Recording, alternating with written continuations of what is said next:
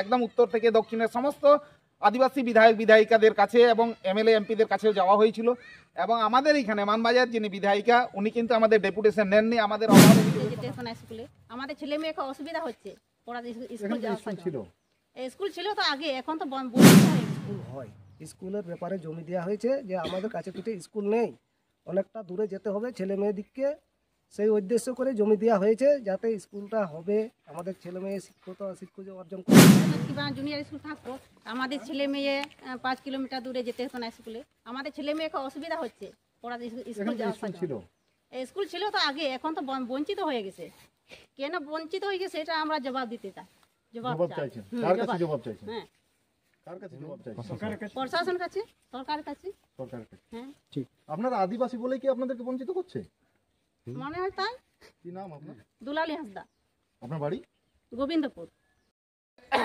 আমাদের United forum বেশ কয়েকদিন ধরে আমরা অনেক 45টা আদিবাসী, 46টা আদিবাসী, কখনো 50টা, অনেক কটা আদিবাসী গণসংগঠন মিলে ফোরাম তৈরি। সেই ফোরামে দিয়ে এখন আদিবাসী এরিয়ায় কি কি কাজ হয়েছে বা হয়নি সেটা কয়েকদিন আগে আমাদের গত 20 তারিখ আমাদের বিভিন্ন একদম উত্তর থেকে দক্ষিণের সমস্ত আদিবাসী বিধায়ক বিধায়িকাদের কাছে এবং এমএলএ এমপিদের কাছেও যাওয়া হয়েছিল। এবং আমাদের এখানে মানবাজার যিনি বিধায়িকা উনি কিন্তু আমাদের ডেপুটেশন নেননি, আমাদের অভাব অভিযোগের কথা শোনেননি। সেই হিসাবে ফোরামের এবং পারগানা মহল এবং ফাইট ফর এসটি রিজার্ভেশন বিভিন্ন গণসংগঠনের লোক আজকে এসছি গোবিন্দপুর পণ্ডিত রঘুনাথ মুর্মু জুনিয়র স্কুল, যা বারোমাসিয়া রামনগর পঞ্চায়েতের মধ্যে অবস্থান করে। 84 সালের থেকে চালু হওয়া স্কুল 11 পর্যন্ত টিম করে চলতে থাকার পরে 17 সালে এই কোমা থেকে পুরোপুরি মৃত্যুবরণ করে এবং 11 সালে বর্তমান সরকার আসার পর থেকেই কিন্তু এই স্কুলের অবনতি হয়। আর অবনতির কারণ আমরা সবাই জানি, দীর্ঘদিন ধরে স্বচ্ছভাবে এই সরকার শিক্ষক নিয়োগ করেননি, আর শিক্ষকের অভাবেই কিন্তু এই স্কুলটা বন্ধ হয়ে গেল। যেখানে এই যে আমার পাশে দাঁড়িয়ে আছে আমাদের এই জমিদাতাগণ, তারা এখনো আক্ষেপ করেন যে আমরা কি ভুলটা করেছি, স্কুল করার জন্য আমরা জমি দিয়েছিলাম বলে।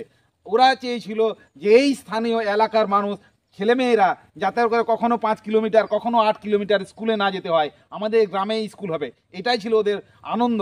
কিন্তু সেই আনন্দ আজকে দুঃখে বিষাদে পরিণত হয়েছে। এই জন্য এই বিক্ষোভ।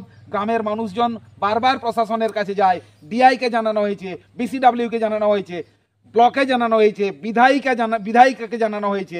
বিধায়িকাকে যখন জানানো হয়, মিডিয়া যখন তার কথা বলতে চায় তখন তিনি অঙ্গুলি দেখিয়ে তাদেরকে চুপ করার কথা বলেন। তাহলে উনি কি বলতে চাইছেন?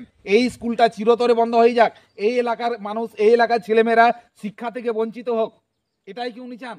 কি নাম আপনার? আমার নাম রাজেশ্বর টুডু, ভারত জাকাত মাঝি পারগানা মহল, পুরুলিয়া সদর, তল্লাট পারগানা। যাতে স্কুল হয়, স্কুলের ব্যাপারে জমি দেওয়া হয়েছে যে আমাদের কাছে পিঠে স্কুল নেই, অনেকটা দূরে যেতে হবে ছেলে মেয়েদিককে, সেই উদ্দেশ্য করে জমি দেওয়া হয়েছে যাতে স্কুলটা হবে, আমাদের ছেলে মেয়ে শিক্ষা অর্জন করতে পারবে। এই হিসাবে আমাদের কিছু পাইনি, শুধু জমি দিয়েছি, জমিটুকুই দিয়েছি।